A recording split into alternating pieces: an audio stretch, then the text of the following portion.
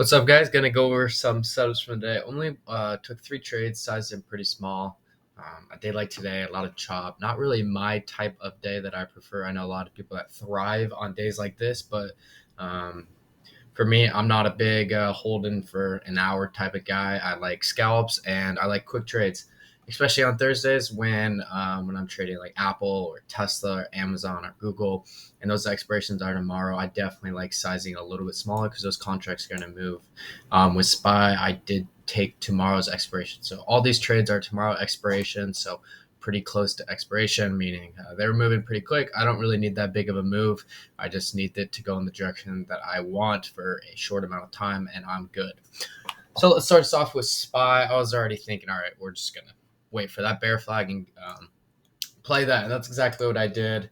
We got that first initial bounce, and we got that higher low, and we were forming some higher highs here. So I went ahead and entered puts. I actually entered at the top of this trend line, which I don't typically do, and this gave a pretty nice retest. But um, I was using the 1 minute for this actually.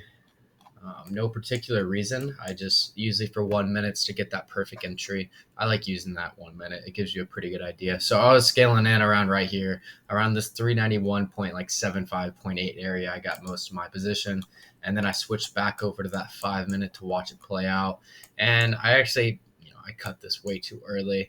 Cut this around right here. I sold just at this support. That's usually what I like to do for bear flags. I'll just sell it right at that support of that first candle that the flag is forming on. So sold most of it that at 390, but still got a nice almost $2 move on that. That was plenty. That was 30-40%.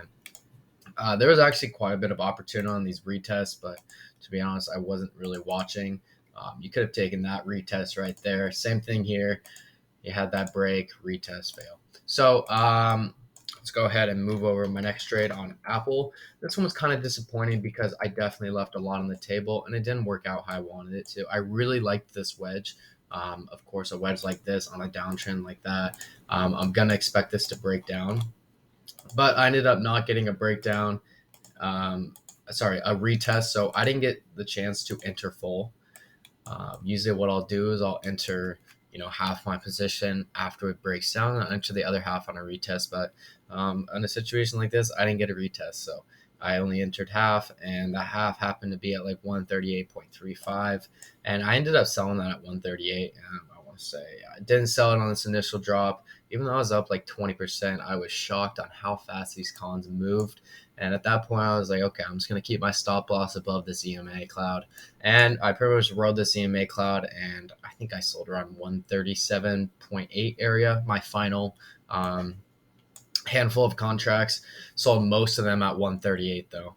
Right at that 138 support, we were bouncing off that like crazy. We kind of had a bear flag forming right here, so I was like, all right, I'm gonna hold this a little bit longer. But you guys can see the play that I was doing right there. We had a lower high. Sorry, we had a higher low, and just a nice little bear pennant. Perfect play. Just didn't get my retest, but definitely left a lot on the table. You see these dropped all the way down to 136.7, but to be honest, the cons didn't move that much more. I think they moved another 30% or something. After all this chop, the data definitely got to them. So that was all right. It was still a decent trade. Definitely not how I wanted to pan out, but that's okay. Next trade was on Tesla, and surprisingly, this was my biggest winner of the day, even though it barely moved. Tesla was unusually strong. Elon, I guess, just got done selling, and maybe he's buying because this thing was a tank today. It was up 0.5% on a day where the market was bleeding all day, which is very impressive. And I was eyeing this as a falling wedge, and I was like, all right, if this thing's going to be strong, well, all it's going to take is a little bit of a SPY green candle, and it's going to start running. So it actually gave a perfect retest of this 157 level.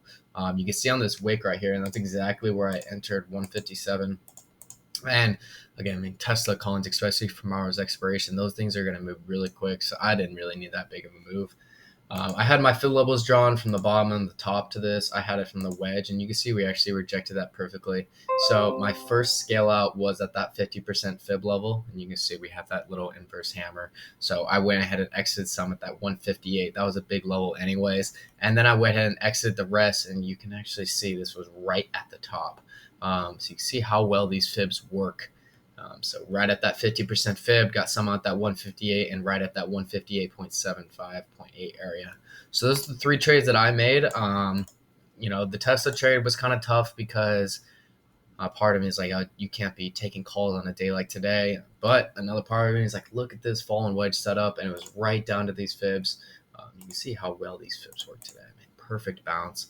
We had these lower lows put in, and then these lower highs. So that indicates it was a falling wedge, which is typically a bearish setup.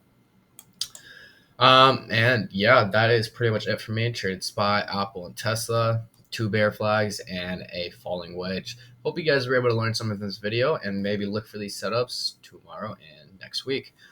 Thank you guys for listening.